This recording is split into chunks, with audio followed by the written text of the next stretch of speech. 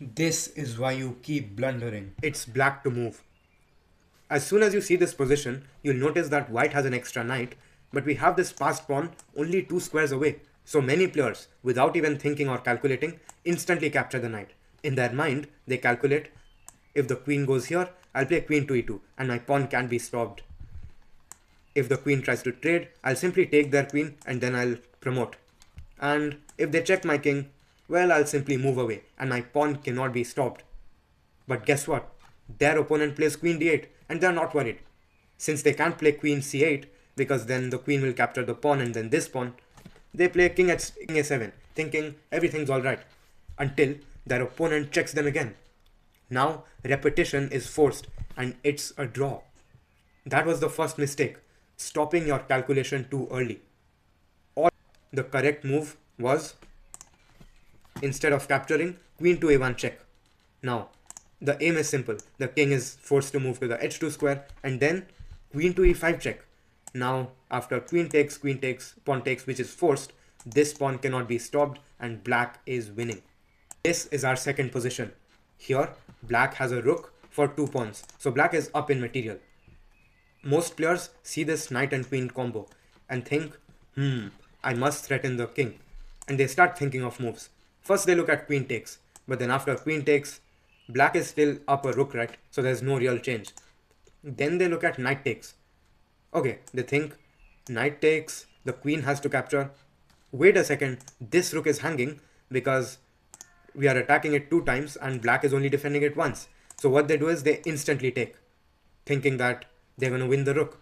However, their opponent plays rook takes f1. It's a check and now there's no rook to capture. So after king takes, black is completely winning. This brings us to the second mistake, which is not considering what your opponent will play. See, in this position, before calculating knight takes, the player playing white should have thought, how can my opponent react to this? Even they want to win, right? So, in order to eliminate this threat, the correct way is to first capture this rook, and now the rook is forced to capture, and now we will take the knight, so that when the queen captures, then we can take the rook.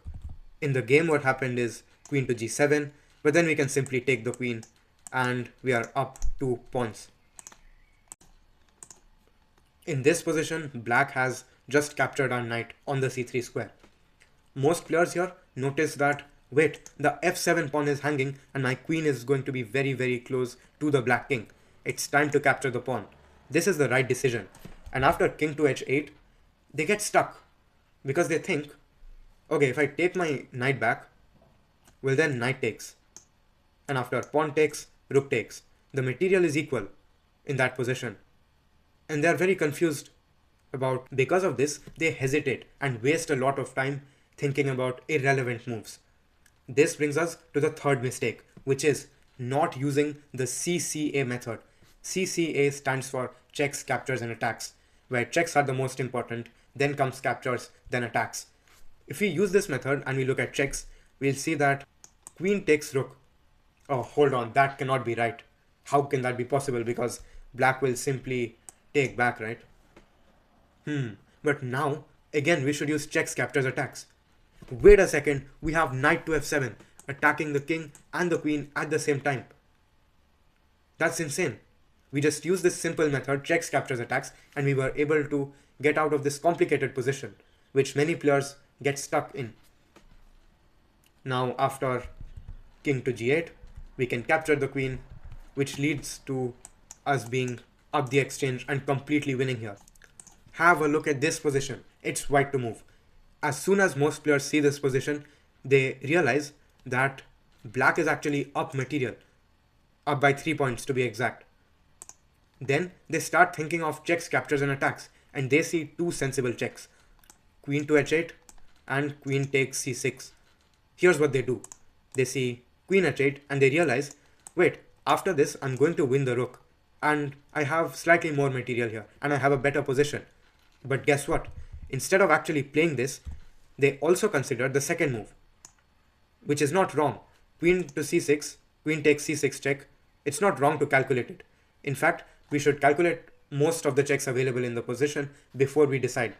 However, In this position, white decided that after queen takes, they're going to think about all the different possibilities. So they thought, what if queen here? Then the queen will block. And then I'll play here. The queen will block. But then what do I do? They start complicating the position for no reason at all. This is a mistake that players of all levels make.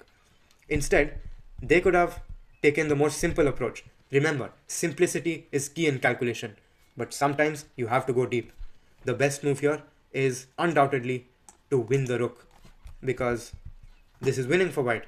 So many passed pawns, right? It's black to move here. We see this hanging rook, so we capture it. Since bishop f1 loses due to pressure on the bishop, white will play king h2, right? And after that, I can go queen to d1, and white can do absolutely nothing to stop my checkmate, right? I'm so good at chess, yay! Until your opponent plays queen to c8, and in a few moves, they bring their bishop into the game, and now you have to sacrifice your rook if you want to survive, or you're lost. You're lost either way, right? So what mistake did black make here? Well, before they played queen to d1, they should have thought, how can my opponent react to this? This was the fifth mistake. Assuming, then they would have seen that this queen is very close to the black king. So they would have avoided and would have played the correct move, which was f4, which simply traps this bishop. There's nothing white can do here due to black's material advantage. Thanks for watching the video. Train to win. Bye.